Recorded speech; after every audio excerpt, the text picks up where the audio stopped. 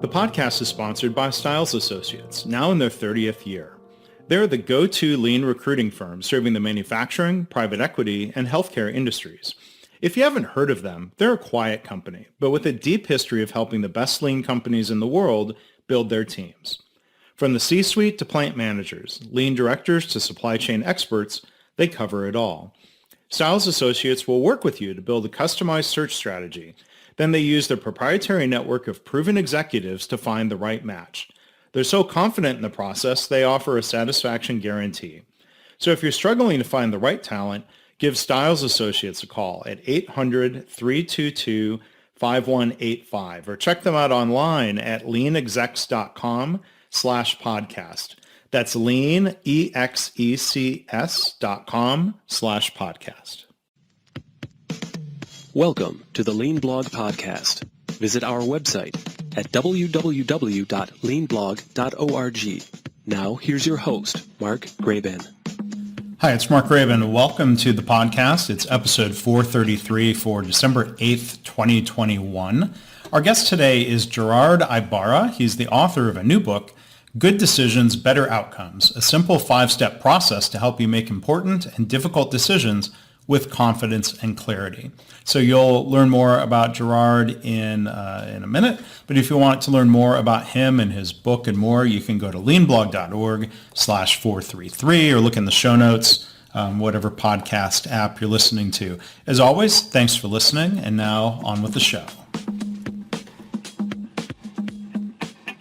Well, hi, welcome to the podcast. Again, our guest today is Gerard Ibarra. He is an author, a business consultant, a speaker, and an entrepreneur. And I'm not back there in the Dallas-Fort Worth area all the time, but we're both. Gerard is also based out of the Dallas-Fort Worth area. So before I tell you more about him, let me say welcome to the podcast. How are you? Oh, very well. Thank you for having me on here, Mark. So Gerard and I are both part of a LinkedIn group. It's not super active these days, a lean DFW group. Looking forward to being able to do more in person with that group again. But we're going to be talking today. Gerard is author of a recently released book titled Good Decisions, Better Outcomes. I'm going to hold it up here for those watching on YouTube. Good Decisions, Better Outcomes, a simple 5-step process to help you make important and difficult decisions with confidence and clarity. So those are an important topic, and those are important goals. Gerard has a PhD from Southern Methodist University's Lyle School of Engineering with an emphasis in logistics systems engineering and operations research. He has taught graduate courses in logistics systems engineering at SMU, as well as logistics, supply chain management, and e-business courses at the University of Dallas's Graduate School of Management. Gerard has had executive roles in logistics companies. He's had his own consulting firm and was president and CEO of a company from 2008 to 2010. And he was also the CEO of Jaguar Logistics, the largest medical on-demand transport company in Texas until it was acquired in 2018. So maybe we can also, we're going to talk about the book, but maybe since supply chain has been in the news so much recently, maybe we can talk about that at some point too, Gerard. Absolutely. All right, so jot that down. We'll come back to that topic. So before we talk about the book and decision making, here on the podcast, I always like to get the origin story, if you will, from guests about what was the context, what kind of company or environment was it where you first got introduced to continuous improvement practices? So that's a good question. My undergraduate was in electrical engineering, and when I graduated back in the days, I had the option of working at a engineering firm or go work at UPS. And because I'm a newly graduate, the UPS paid about 33% more. So what do you think I did? What kind of decision do you think I made? The one that fit me the best. You got to help pay off school. Yeah. There you go. So I went to go work for United Parcel Service, and they put me in the industrial engineering department because of my math background. And that's where I began to learn all these things about lean processes, improvements. And most of my career there, about 60% of it was in the engineering department.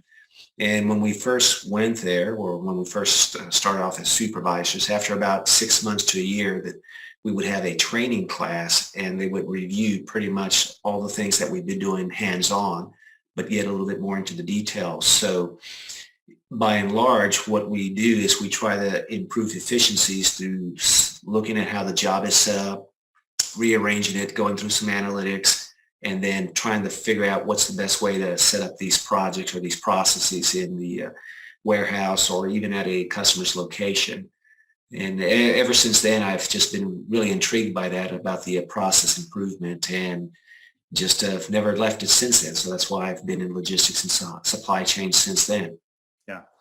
Is it somewhat urban legend, the idea of UPS and the drivers supposedly never making left turns, or it's a matter of minimizing left turns? Well, Is that true? Yeah, that's a good question. That was mapped out by what we call the time studies team, and the most effective and the most, I guess, the best, safest turn to do is take a right as opposed to a left. And when you map out things, you're going to map them out as much as you can. But if you have to take a left turn, you'll have to take a left turn. But yes, it's, and I guess today, I don't know how they do it. I think they have software now, but back in the days when I started, and I'm aging myself, and you had a team of individuals would take all these stops, and they would just start mapping out on a map what's the best way to do this path route. Yeah.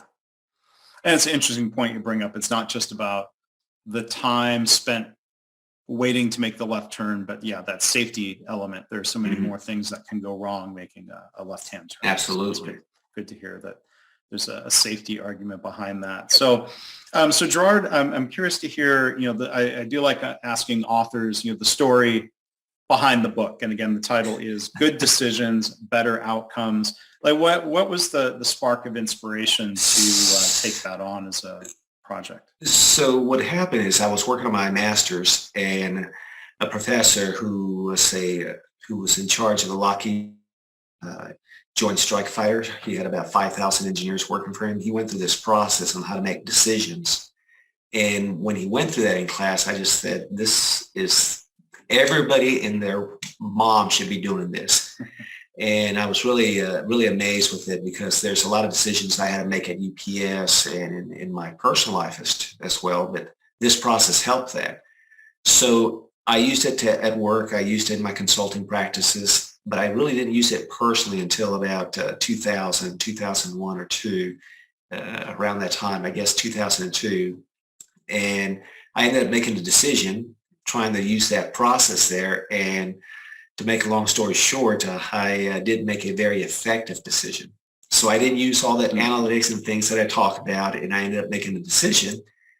And years later, I come to think about, well, it's time to write that book, because I've been wanting to write this since the mid-90s. And then I did research for it. And when I did the research, I started learning more about how much of our emotions come into play. So when I did that, I said, okay, this is why I made this, because I let my emotions take over. So in the book, I actually put in there a section about emotions, so that when you make a decision, your emotions is part of the whole process. And ever since I made those changes, at least personally, that's worked out. But the framework itself is useful for companies who have to make decisions. And we're talking about efficiency. It's also a very efficient tool to get them from point A to point B, from the time they meet together to the time they make a decision. And was that decision that you mentioned there, was that the story that you use at the beginning of the book about buying a car? Yes, it is. Was that the decision? Yeah. Yes, that is so I bought the car based on three things. It's the price, the look, and the stereo system. Forget all of the other stuff, and I just went and bought it. And a few months later, I realized what I got into when I had tires. I said, well, why did you replace them so fast? Because the car I got had sports tires, and so they're very low rubber, and they wear out, as opposed to, they say about 30,000 miles, but they were wearing out about 20, 22, 23, and I had to do a lot of driving. So within the first 3 months, I had to replace my tires. And then to make things worse, when I went to the place to replace them, they were saying, well, you're going to have to get performance tires, which were about, 50% more. I said, well, I can't do that. Well, the only way we could get you the regular tires is if you change your rims and buy the regular tires. I'm like, okay, great. So I ended up buying those performance tires again. So, but and what it came down to in the end is it was more of my emotions drove me to that decision. But yes, that's exactly what happened. And so the target audience for the book, is it mainly business leaders, even though there are applications of, a decision-making framework for decisions we make at home in our personal life? Yeah, so the book, and that's a good question. The book is geared towards the decision makers, even as well as those who are personal decisions that you have to make. Do I take this job? Do I purchase this house? Do I purchase this vehicle? So it's geared to the decision maker, whether it's in business or in personal life. And it sounds like the focus, when you talk about good decisions, there's an element of efficiency. Like, let's not drag out the decision-making process or agonize over things, but then also aiming to be effective in terms of making the right decision. Can you share more about those two pieces, effectiveness and efficiency? That's very astute of what you just pointed out. So I lectured last night at SMU, and I talked about that process right there. And it's about being efficient. So this process here, this framework, will help you get from your start of the position of what you need to do to the end much quicker, because it gives you a framework, and it goes step by step. This is what you need to do. So you're very efficient at that. You're not all over the place. And as far as being effective, making a better decision, at least through this framework, you'll see comparatively, here's alternative A, B, and C. And when you go through the framework, in the end, you'll have a total score. And the alternative with the highest score, based on all your requirements, is the best decision for you or for the company. So it's efficient in the respect that it gets you from point A to point B, and it's effective in the sense that you have three alternatives. You're choosing the best one for the company. Mm-hmm. So I want to explore, what you brought up, Gerard, about emotion getting involved. I mean, none of us are Spock or from Star Trek or Vulcan. Decision making, it's never strictly rational, whether it's buying a car or hiring. Which person do we hire? Do we hire another person? What are your thoughts on, how much emotions influence? Do we need to just understand that? Do we try to eliminate the emotion, or just realize that that's part of the equation? So just a couple of points. First of all, Spock. My wife makes Spock look like a crying 2-year-old when it comes to logic. So that's how logical she is. Yeah. But in terms of emotions, the only way you make a decision without an emotion involved is if you're autistic. Everything that we do, from all the books I've read, all the research, your people who are gigantic in decision making, Daniel Kahneman, Raffia, Hammond, all these individuals talk about emotions being part of the decision making process. And if you read some of the sales books, they also talk about emotions. Jeffrey Gitmore out of Dallas, who said the gentleman, you can't teach a kid to ride a bicycle, the Sandler process, they talk about emotions. So what I did in my framework is to allow you to put your emotions in there and just to keep them in check. So you can't get rid of them, but at least it helps you put them in check. And that's what the process does for you. So yeah, you got to have emotions. Otherwise, you're just not a human or autistic, I guess. Yeah. So the methodology, so if you could share, there'll be a lot more depth and detail in the book, of course, but so if you could kind of walk us through the overview of this methodology, and this is the P2 mode. Oh, the P2 mode. Methodology, or is that? Mm-hmm. Yes. So P2 mode is an acronym, and it stands for parts, processes, maintenance costs, operational costs, disposal, and E for. So this acronym that I put together comes from years of consulting and education and application. And what I do is I use that acronym, which is a cookie cutter, to help you think in totality. So when you're going to make a decision about whether you're going to start a new service, you're going to move the organization, you're going to hire someone, if you go through those acronyms, you're going to be able to make a better decision for the totality or for the benefit of the company. And one of the things that I think that go on speaking, someone says, well, what's the one thing you want us to take away? What is that one little nugget? And I always talk about your exit strategy, which is your disposal. Mm-hmm. When you're a alternative, no matter what it is, you got to think about what happens at the end. What happens at the end of it's no longer viable, or I'm going to move on to something else.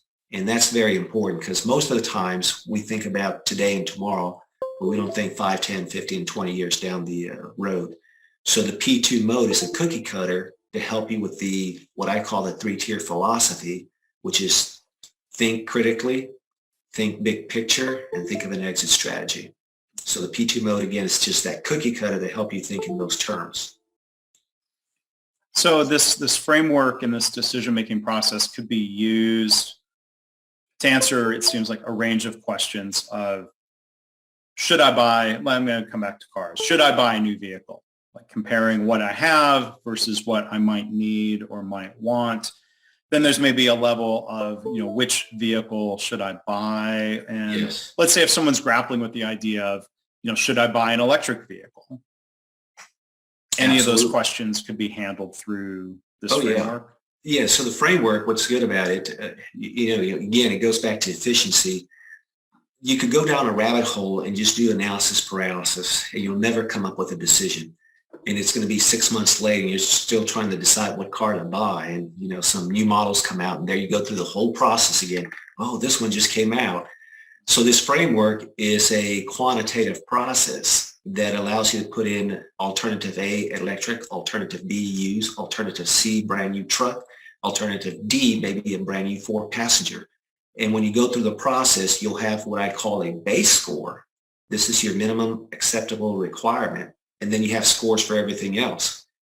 If the scores for all the alternatives are less than your base, that means keep with what you have. Don't put any more time into it. Maybe do it again next year. Because I think of last time we got a new vehicle was just a little over 2 years ago, and there's questions. There's so many questions and decisions to make. Buy versus lease. Which brand or make or model, or even then within narrowing that down. Unless you're ordering something specific from the factory, you may have, let's say, 5 choices in inventory, none of which are exactly what you wanted.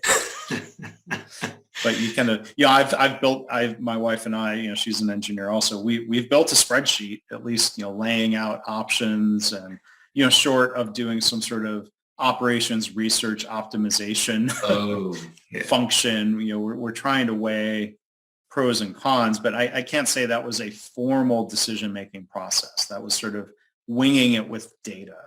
So, that's a very good point. When we talk about getting lost in all the data and really not being efficient, the thing that I have in the framework is that you take everything that's important to you and to your wife, and then you try to just come up in terms of a totality. What's the most important thing? If you list out 25, let's say 50 items, if you had to rank those items into a 100%, how does that come out? And then from that, you take the ones that are your top ones, the 80%, the Pareto analysis. What's the top 80%? And those are the ones that you focus on. The other 20% is what I call white noise. And that's just, again, that's doing analysis from paralysis. It might have not much of an effect on your overall decision. So that's where this framework starts, is understanding in totality and understanding the decision you're going to make, how important is every part or aspect of that decision. Electric, cost, how often you're going to use it, what are you going to do at the end of it? Are you going to sell it to resell it back, give it to your kids, or whatever the case may be? So one other decision that a lot of people might be going through these days is, related to vaccination. And for me, the decision point here is I got the J&J vaccine back in March. I'll admit, I didn't go through a rigorous decision-making model to decide which vaccine. I think I did the J&J vaccine because it was just one and done. Not that I couldn't have gotten myself back for a second dose, but at the time they were saying they're all good. So I made this decision of what I thought was the shorter time to antibodies. But now I've got this decision of, I have decided to get the booster shot that's being recommended, but now there's these alternatives opened up of like, you could get the J&J again, or I could get the Moderna as just a different booster, or the Pfizer as a different booster.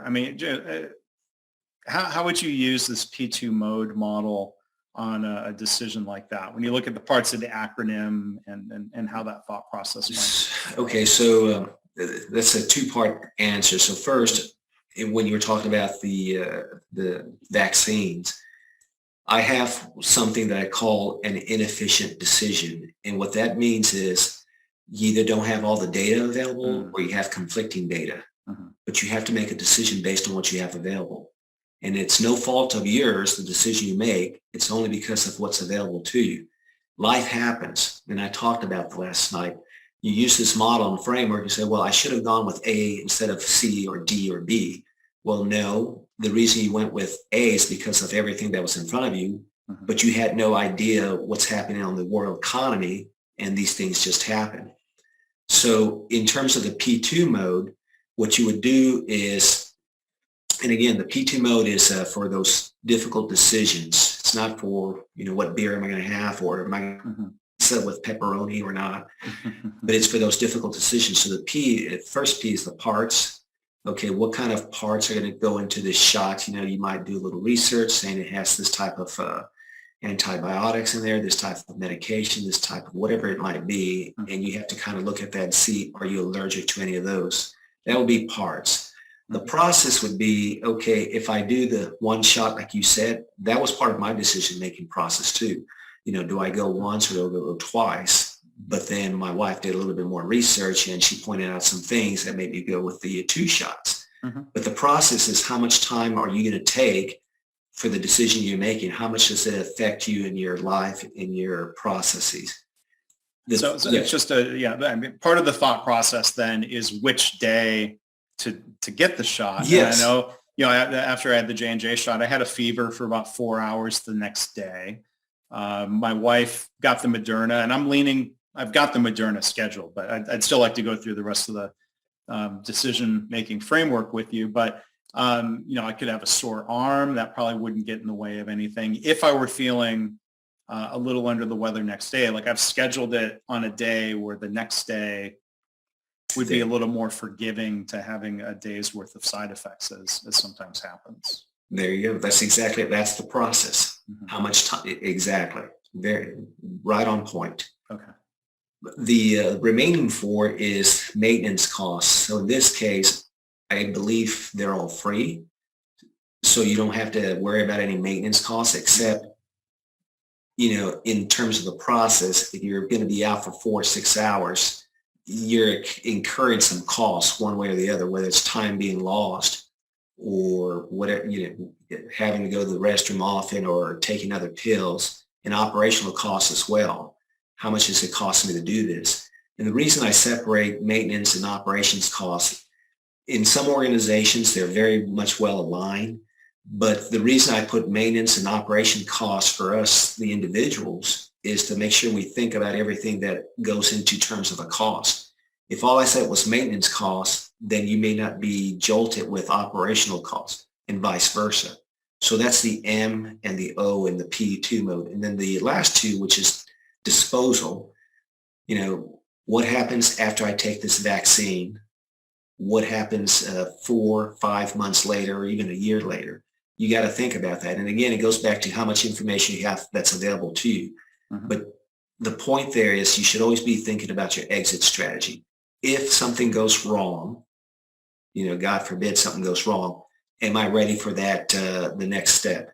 And the last one's emotions. Emotions plays a lot into it. Some individual might want to do a Pfizer, someone might want to do something else only because of what the company who's providing these injections stands for. That's your emotions playing into place. Mhm. Or you prefer CVS over Walgreens, and one of them happens to have both of them, the other one does not. Mhm. And going back to process, I forgot this one. This was another thing that went into my decision-making process. The one shot for me was about 20 miles away. Mhm. The two shots was a mile away. So in terms of process, and that's how you would use the P2 mode. But again, it's for those difficult decisions, purchasing a vehicle, taking a new job, hiring an employee. Once you get very acclimated with this, you could use the P2 mode for other decisions. Just run it through your head and say, okay, I always got to be thinking about my exit strategy. Mhm. And one thing I think is interesting about having a decision-making framework is that it's not always going to lead to the same answer for each person. No. Because of these different variables. For example, how long is somebody willing to drive? How much do they value one and done versus going back again weeks later? And then, there could be emotions. There's, fear, uncertainty, and doubt, where some people, this was not really part of the thought process for me, but I would understand if some people would say, well, the J&J vaccine is more traditional, if you will, vaccine technology. Mm-hmm. The mRNA vaccines from Pfizer and Moderna to some people might be new or less certain or less proven. And so there, I think it goes to show there are different decisions that are right given the circumstances and what needs and wants are, what people value, and just kind of looking at, I think it's interesting to think of decision making as a process. Different people have different inputs, which might lead to a different output of that decision making. Oh, absolutely. And it's a very good point again that you bring up. In the book, I talk about this decision is for you and for your company. It's not for anybody else. So when someone says, well, you should have gotten this vehicle or you should have moved over there. Well, yeah, that's fine for you, but not for me. I went through my analysis, and what's best for me and for my company is X, not Y or Z. Mm-hmm. So yes, it's very personal. Yeah. I mean, I think back to, the vehicle decision for getting an SUV, and somebody might say, oh, Mark, you should have gotten the one with the third row seating. I'm like, I cannot think of a situation where my wife and I would need that third row. So for us, that decision and those needs and wants are different than somebody else who would use that third row. Absolutely. Absolutely. Yes. Very, very good point. So maybe, if you can, let's explore that a little bit more. I know in the book you kind of lay out decision-making criteria, needs versus wants. How does that influence your decision-making, Gerard? So needs, wants, and emotions. It's what I call the Trifecta Influencers, and it has a very big part in your decision-making process. So you have to first recognize a need versus a want. A need is something that's a requirement. A need is something that is a must-have. And the very simplest thing for me to associate a need with is you need water to live. Mm-hmm. You need that to sustain yourself. A want, on the other hand, is something you desire. And a want could be, I want another polo shirt. You have 40. 3 of them are the same color. The one that you're looking at is the same color, but it has a different stitch somewhere else. And you don't even need it. That's more of a want and a desire. But within those two, I have what I call an inefficient need. And you say, what do you mean? Not an inefficient want. Well, what do you mean by that? Well, let's go back to the water example. You're thirsty and you have to have water, but you have to have the water from that bottle with that nice pretty picture on it. Mm-hmm. Nothing else will do. Well, yeah, you need water, and you could convince yourself, yeah, I need water, so I'm going to drink this. But that's very inefficient. The most efficient thing to do is, if you live the house or the apartment, just get water from the faucet. Mm-hmm. Cheap, it's there, recycling, and that's what you do. So those are the difference, I guess, between a inefficient want versus just a pure want. And the last thing is the emotions. Your emotions is what creates your wants. If you didn't have emotions, you really wouldn't have any wants. But it's your emotions that tell you, Gerard, I really want to be able to dunk the ball from halfway through the court. So I'm going to go buy those sneakers with the check marks on there, because I know once I have those on there, I'm going to feel I can fly through the air. So those are my emotions talking to me. And that's where critical thinking, by the way, which is the why for my book, is where you have to really zone in and say, why am I things? And in marketing, and I don't want to get off the marketing here, but it works very well if you know how to do it. When you look at the commercial for those sneakers, they're creating a story for you. They're not selling sneakers. They're selling an adventure. They're selling you the fact that you could dunk the ball halfway through the court. So that's where your wants, your emotions come into play. The stronger your emotions are, the more your wants are going to be, the less efficient you're going to be in making decisions. So you have to be able to recognize whether it's a want or a need and how much your emotions are playing into your wants. Yeah, for someone like me, there's no shoe in the world that would help me dunk a basketball on a 10-foot rim anyway. But yeah, you can think through wants and needs. In pandemic times especially, I'm guilty to a fault of focusing on, to me, a want of comfortable shoes. Like, I really like these shoes from a company, Allbirds. They're kind of like a sock with a sole on the bottom. They're very comfortable. But then again, if it's raining and you need a waterproof shoe, that is not the shoe to wear, right? So it's a good weather shoe. And then there's my wife's sort of want or need. She doesn't think those are really the most attractive shoes. So there's her need and want to keep in mind of, like, well, how's her husband look? He doesn't care about the comfort for me as much, maybe. Well, it's funny you say that. So my decision making with my wife is whatever she wants. That's it. I try to follow that. But I push back on the shoes because, man, they're comfortable. They're trendy. They're Silicon Valley trendy. They're not, high fashion trendy, but it's one of your emotions. It's your wants, and that's okay. So it's okay we're humans. If you don't satisfy yourself emotionally, you're not going to be hitting in all your cylinders. Mm-hmm. So if wearing those shoes or wearing a white shirt with a tie, if that makes you feel great, mm-hmm. makes you perform better, then by all means. Mm-hmm. So I'm not saying it's all bad. I'm just saying you've got to recognize how much of an impact it has in your decision-making process. Mm-hmm. So, there are some decisions that would be strictly individual. There are some decisions that you're making together with your spouse, whether that's buying a car or what shoes to wear. You'd think maybe that's a trivial decision, but there are joint decisions. And then in workplaces, there may be organizational decisions or team decisions. How does a framework like this facilitate group decision making? So another great question.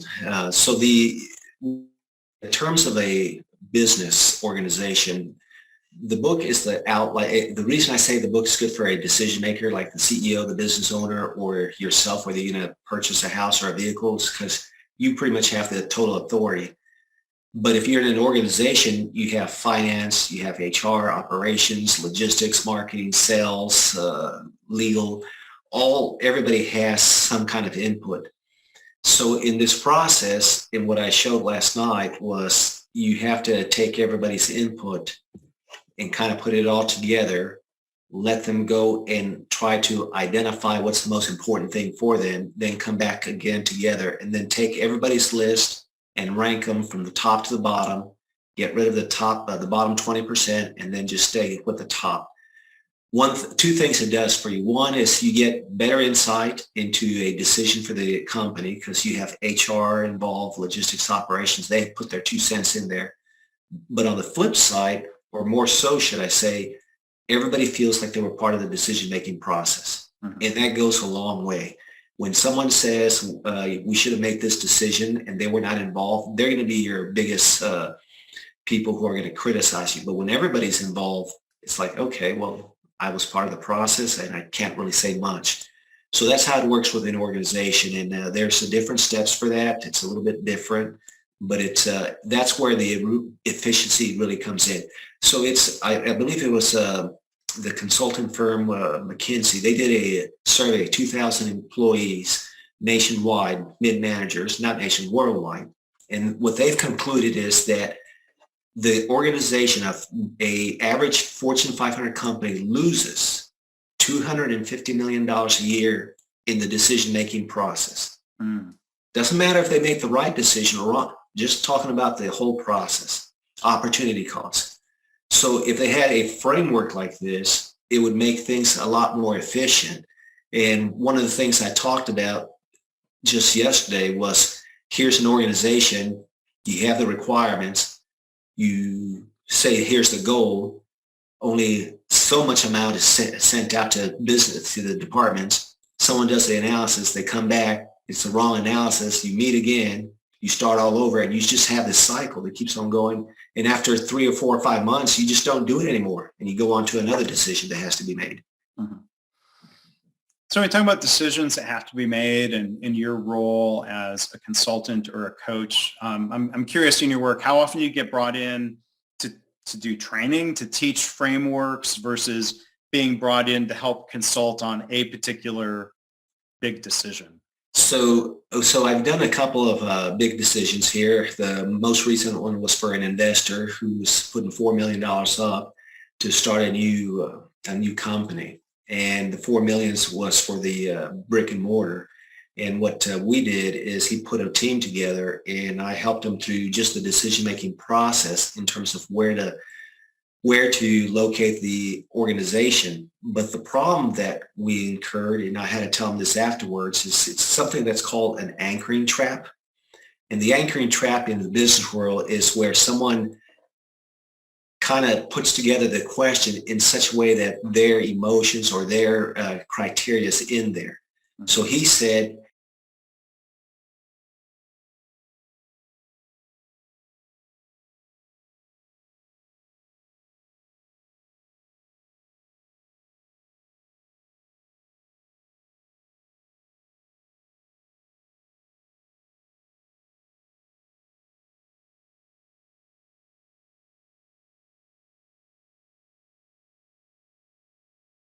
let's go ahead and look at the 4 major cities in Texas: Austin, San Antonio, Houston, and Dallas-Fort Worth. And I like Houston because of A, B, C, and D. But you guys go out there, you just tell me what's best for me. Well, guess what everybody was thinking at that point? Right. Exactly. Houston, So yes, that's one example. Or in that case there, it was even maybe framed or anchored in one of the 4 major cities, when if you opened it up even within Texas, maybe for some different reasons, smaller town, West Texas, like why not Lubbock? Maybe Lubbock would be the right choice, but if you framed it around those 4 cities, now maybe there were wants or needs of, let's say if it's a business decision where an executive says, I'm only going to locate the business in one of the big cities because that's where I want to be. Well, that's fine. That's a want, and that criteria could be known, but I guess it does create the risk of, if what I hear you saying is if you're anchoring it too strongly, you may end up making a suboptimal decision. Yeah, that's it's very common in the business world. It's someone frames it a certain way, and then that's what you end up trying to do. So yeah, the other one is it's more for the institution, and the biggest thing there is the executive VP had a $300 million budget, and he was saying that I've got these 3 VPs and I need to disperse this $300 million. And he says, they're very nice people, but they will cut your throat in a second just to get my position and take all the money. So what I did in this case was I went through the process in terms of thinking totality, what's best for the institution, not what's best for department A, B, or C. And within the afternoon, about 3 or 4 hours, we had all the money dispersed, and everybody agreed. No matter how much they heated, they all knew in the end that this was the best decision for the institution. So I do some of the decision making. Right now, most of it's in training, where I go in there and I do a 2-day workshop, and I do a couple of day follow-ups in 3 months and a 6 month. So one other question I wanted to ask you about decisions kind of connects to one of my other podcast series called My Favorite Mistake. And maybe we could do a separate episode and have a different discussion framed around that where guests, oh, go ahead. No, I was going to say, I have so many mistakes. We can tear it into a complete show. Well, that's why I do ask people to think of at least a favorite mistake, even if it's not the favorite okay, mistake. I can do that. But, I think, because the part of the mindset around the podcast is realizing look, we all make mistakes. We're doing the best we can. We're making the best decisions we can at the time. So the podcast isn't about, proverbially beating people up or chastising them for making mistakes. But, a decision, I've had some guests recently who, let's say, for example, talked about the decision to leave a job or the decision to not leave a job. They're making a decision at a point in time or maybe even continually based on the information they have at the time. And then at some point, could be days or weeks or months or years later, that decision that seemed like a good decision somehow reveals itself as a mistake. So I'm curious, like, what your reflections are on decisions that turn out to be mistakes. And I think you alluded a little bit earlier, how much of that is due to maybe a bad decision-making process and how much of it is just, well, we didn't have the right information.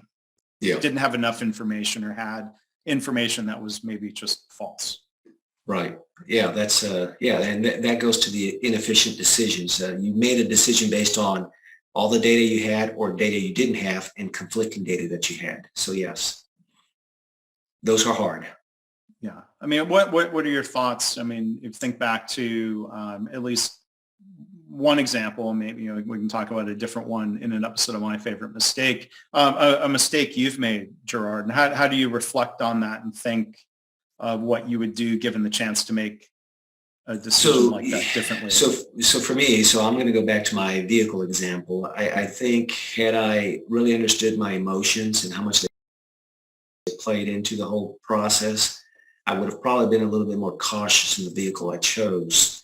That's all part of the process. And then if I really look a little bit deeper into this, that mistake is also tied to the organization that I used to work for.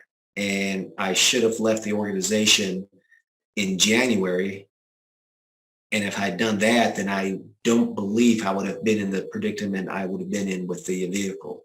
So it gets a little bit deeper in there. So if I had to go back, I just wish I would have left the organization in January as opposed to June, and I wouldn't have all these problems with the vehicle. Even if I purchased the vehicle, I wouldn't be putting that many miles on it. I wouldn't have to have that much maintenance on it because of all the driving I was doing. I had my headlight cracked, and I'm like, are you serious? This is how much it costs to get this replaced? And this was back in 2003, and it was something like $300-400. So yeah, if I reflect back on that, I should have left sooner than later, and that would have really prevented a lot of these things as far as my vehicle and heartache as well. Yeah. So that comes down to, again, both the rational and the emotional. Like you can add up the dollars in a rational way, and then there's the emotion. I think of like decisions I've made in the past. I'm on my third MacBook Pro in 12 months now. Well, it's not really so much a congratulations because the first one I got because the old one was dying. The board, it would have cost too much to repair the board or replace the board. The laptop was basically totaled, to use car language. So I got a new laptop, and there were a lot of things I didn't like about it, but I needed one that worked. And then that laptop started giving me a lot of problems after 6 months. And it was partly rational, like I'm wasting time because this laptop reboots itself when it's supposed to be just waking up from sleep mode. And there were all these different problems. I was putting a lot of time into troubleshooting, which is maybe more of like the rational, the maintenance. I don't know if that's operational or maintenance cost, but there was cost. And then there was emotion where I was I know it was an emotional reaction to say, well, I just want to throw this laptop out the window. Now, like clearly I wasn't going to do that. I'm not that rash. But But now, the Mac, Apple announced their new laptops, and they've brought back the sorry, I'm getting into a rat hole on this, but for example, they've brought back the HDMI port. So, and I think when I start going back on the road again, I'm like, I don't want to have all these adapters. I just want to plug into the HDMI port. So hopefully this laptop will last me for years instead of months, even with generous trade-ins. But, I can see where even a decision like that of should I upgrade the MacBook, should I upgrade it now? There are both rational and emotional elements. There are wants and there are needs involved. So I misheard what you said. I thought you were on your third math book. No, Mac. I got it now. Which is why I said congratulations. Well, So I had to kind of go back and say, yeah. So, the only thing I would say at this point is think about your exit strategy. And you've made some very good points is how much more time am I going to spend on this? How much more time am I going to have to reboot or whatever the case may be? And I'm going through the same process myself. The laptop that I have, when you start up in the morning, it has this really, really gnarly sound. You can hear the motor and it's going, it's never good. They're never good, but it's still here and it's been going on for 4 months and I'm now at that point. So yeah, sometimes it's hard. Yeah.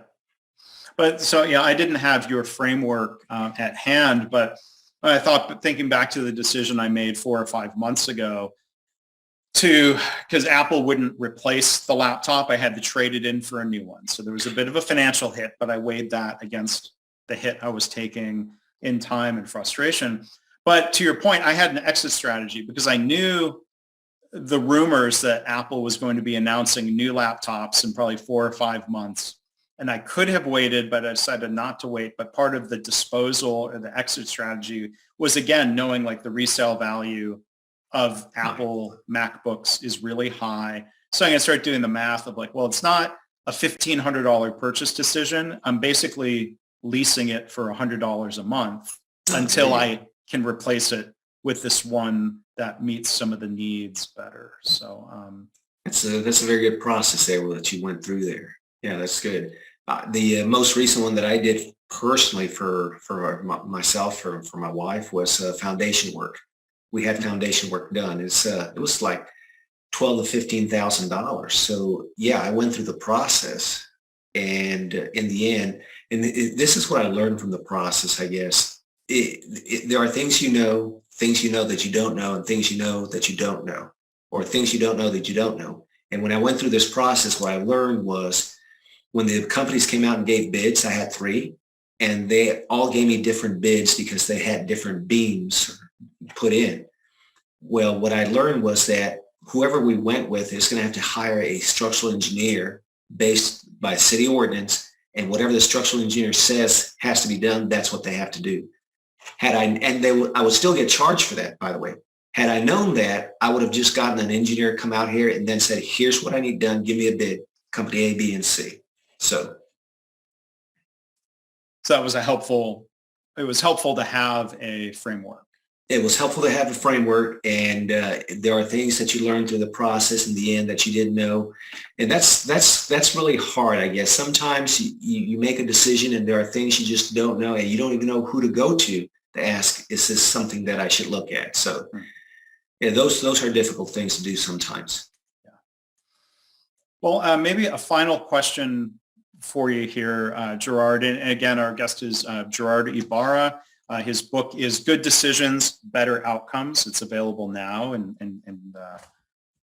hope you'll take a look at it and buy it and read it. So this might be sort of the graduate level capstone question. Oh my gosh! For the episode, but you've got a PhD, so I know you're up for it, and you have a lot of experience in the realm of logistics. This will be a very intentionally open-ended question. So I know you'll have, you can choose to say whatever you think would be helpful in response to it. But, there's so much in the news about supply chain problems with global supply chain. Factories in China having to shut down because of electricity shortages or environmental factors. problems getting ships into the port, lack of containers, lack of drivers, lack of trucks. Like there are so many different problems throughout the supply chain. I'm just curious, like what's your take on this situation, and what types of decisions could executives or should they be making with a framework like the one that's in your book? So that's very, very huge because the supply chain is just not here in the U.S. We're talking global. We're talking global here. Yeah. And the first part of this whole mess, or I guess situation, is everybody has to agree that there's a problem and that they all have to work together. And that's where the difficulty might come in.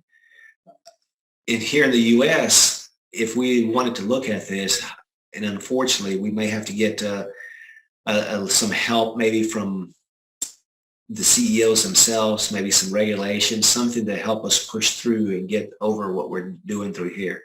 And there's the shortage of drivers, but why is there a shortage of drivers? Is it the fuel prices?